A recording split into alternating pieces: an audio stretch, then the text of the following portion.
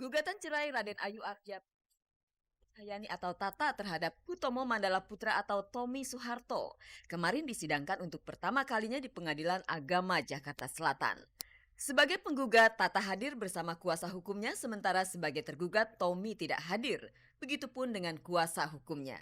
Elsa Syarif, kuasa hukum Tommy, saat ini sedang berada di negeri Belanda dan rencananya baru pulang hari ini. Sidang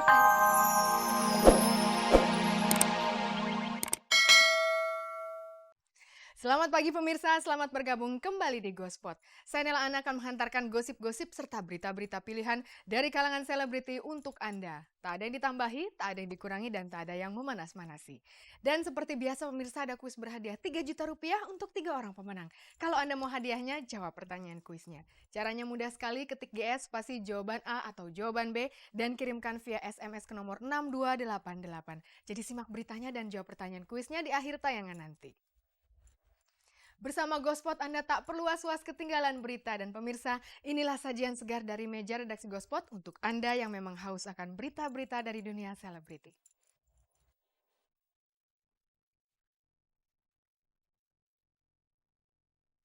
Sidang pertama kasus gugatan cerai Ardhya Pramesti Regita Cahyani atas Tommy Soeharto sama sekali tidak dihadiri pihak Tommy. Karena ditegur lewat penyakit aneh, Adri Subono menunaikan ibadah umroh ditemani mantan kekasih anaknya Dimas Seto serta Gito Rolis.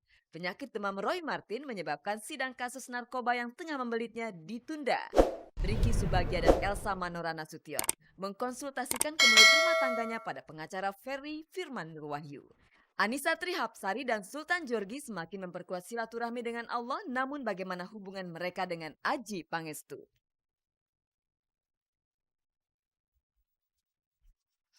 Pemirsa, sidang pertama gugatan cerai Tata terhadap Tommy Soeharto hanya berlangsung singkat.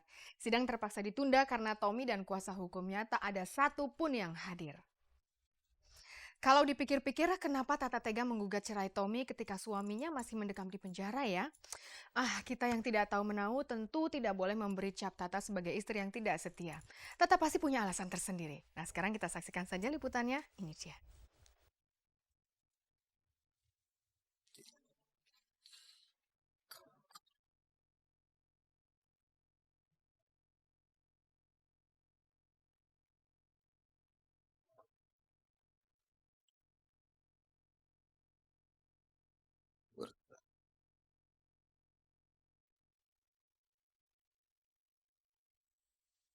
Gugatan cerai Raden Ayu Arjayani atau Tata terhadap Hutomo Mandala Putra atau Tommy Soeharto kemarin disidangkan untuk pertama kalinya di Pengadilan Agama Jakarta Selatan. Sebagai penggugat, Tata hadir bersama kuasa hukumnya, sementara sebagai tergugat, Tommy tidak hadir. Begitupun dengan kuasa hukumnya.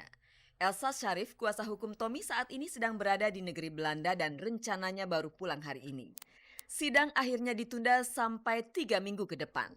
Tata dan kuasa hukumnya yang justru meminta kepada majelis hakim agar sidang ditunda dalam waktu yang cukup lama. Salah satu yang menjadi bahan pertimbangan adalah kondisi kesehatan Pak Harto. Kita juga dalam persidangan menyampaikan kepada majelis ketua agar mempertimbangkan juga mengenai sakitnya Pak Harto yang merupakan mertua daripada Ibu Tata. Kami mintakan agar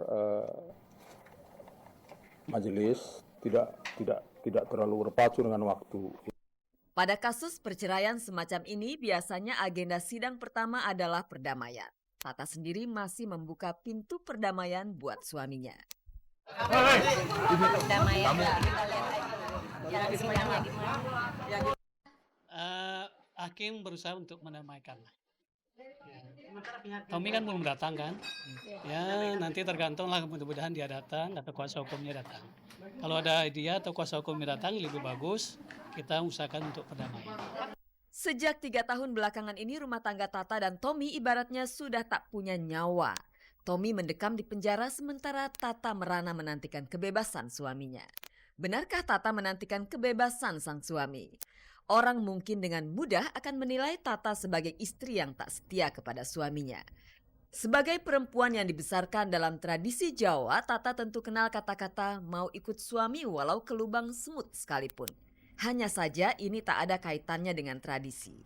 Tak ada orang yang berhak menghakiminya karena tak ada orang yang tahu apa yang dirasakan Tata selama ini. Tadi Bu Tata itu mengatakan dalam persidangan bahwa sudah tidak ada kecocokan, cekcok yang terus-menerus dan sangat sulit untuk diperbaiki. Pertanyaan dari anggota majelis tadi itu menanyakan sudah berapa lama sih, ya, tidak berhubungan dalam rumah tangga, ya. Ya, Ibu Tata menjawab lebih kurang 3 tahun. Mbak Tata itu sudah mencoba untuk bertahan, kan begitu, mendampingi suaminya. Sidang pertama baru saja dimulai, namun di luar sidang sudah berseliweran kabar yang memojokkan Tata. Ada media yang memberitakan Tata akan dapat bagian harta gono gini senilai 200 miliar rupiah.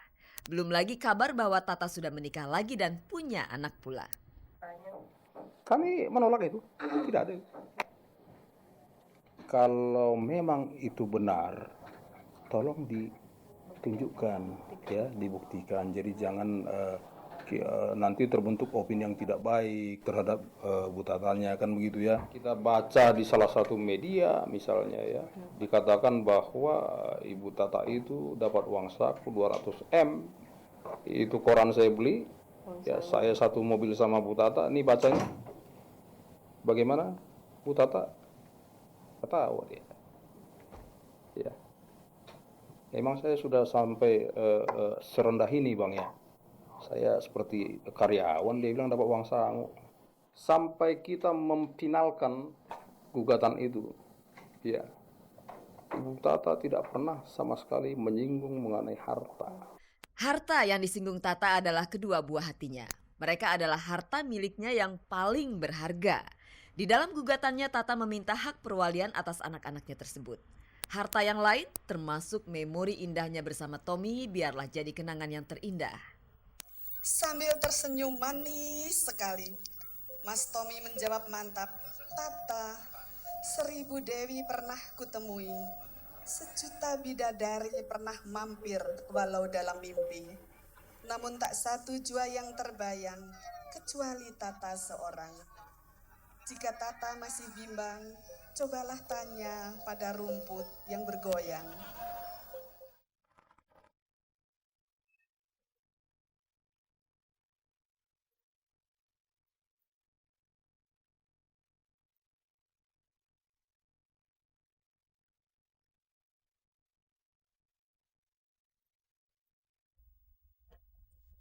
Pemirsa, Tuhan punya banyak cara untuk menyentuh umatnya yang sedang jauh darinya.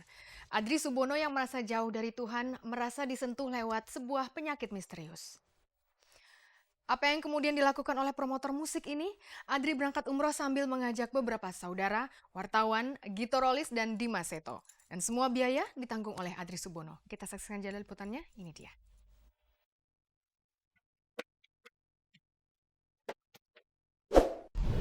Pada satu titik manusia akan mulai memikirkan kembali apa saja yang telah mereka perbuat di masa hidupnya. Ketika itulah mereka baru tersadar hidup di dunia tak hanya sekedar mengejar nafsu duniawi. Adri Subono tersadar bahwa selama ini ia begitu jauh dari Sang Pencipta. Adri disadarkan oleh sebuah penyakit aneh yang ia derita 1,5 bulan lalu. Tak ingin jauh lagi dari Sang Halik, Adri memutuskan berangkat umroh. Saya sampai halusinasi, saya sampai ngelihat bayang-bayang gitu, diperiksa semuanya nggak ada apa-apa, tapi saya tergeletak di situ selama 5 hari gitu. Saya rasa sakitnya, saya rasa juga nggak tahu apa ini, saya rasa cuma teguran sedikit bahwa kita selalu harus mengingat kepada yang di atas, kita harus melakukan apa yang diperintahkannya. Saya rasa Allah itu Maha Pengampun ya, selalu memberikan kita waktu kapanpun saja gitu. Saya bersyukur masih mendapatkan kesempatan ini gitu. Gimana kalau tiba-tiba saya harus meninggalkan dunia ini tanpa menjalankan kesempatan ini kan? Itu kan lebih berat gitu. Nama Dimas Seto Wardana, mantan kekasih Kristi, anak dari Adri Subono serta Gito Rolis, tercatat sebagai anggota. Kabarnya Adri memang mengajak dan menyanggupi semua biaya perjalanan umroh para anggota rombongan. nggak mengajak, ini kita semua sama-sama, nggak diajak, kita semua sama-sama. Kebetulan ngomong satu sama lain, mereka semua juga kebetulan ada waktu, ada kesempatan, ya kenapa kita...